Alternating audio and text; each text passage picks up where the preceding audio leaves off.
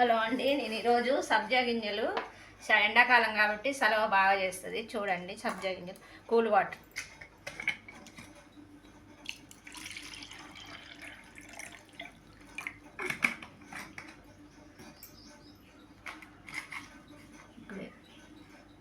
ఉప్పేసుకోవాలండి కొంచెం.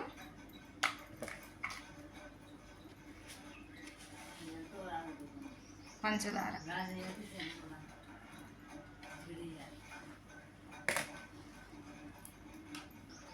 నిమ్మకాయ పిండుకోవాలండి.